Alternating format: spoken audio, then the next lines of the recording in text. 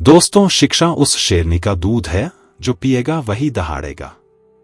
ऐसे ही दोस्तों, ये मोटिवेशनल स्टोरी है जो आपको पढ़ाई करने पर मजबूर कर देगी।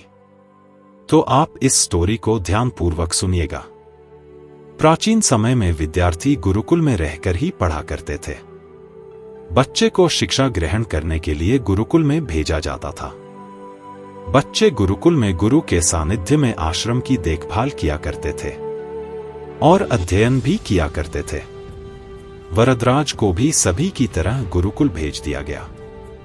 वहां आश्रम में अपने साथियों के साथ घुलने मिलने लगा, लेकिन वह पढ़ने में बहुत ही कमजोर था। गुरुजी की कोई भी बात उसके बहुत कम समझ में आती थी।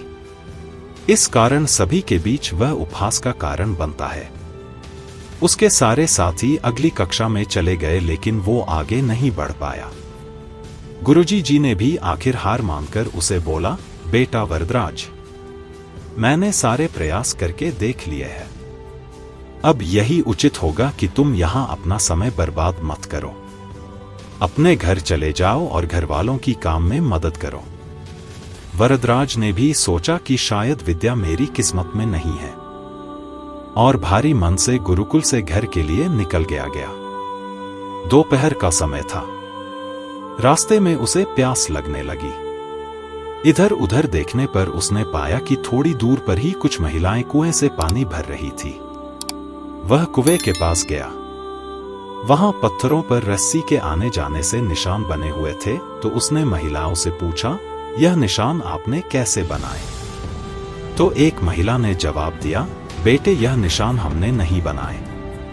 यह तो पानी खींचते समय इस कोमल रस्सी के बार बार आने जाने से ठोस पत्थर पर भी ऐसे निशान बन गए हैं। वरदराज सोच में पड़ गया।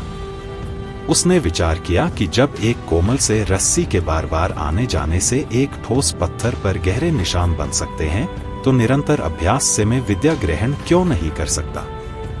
वरदराज ढेर सारे उत्साह के साथ वापस गुरुकुल आया और अथक कड़ी मेहनत की। गुरुजी ने भी खुश होकर भरपूर सहयोग किया।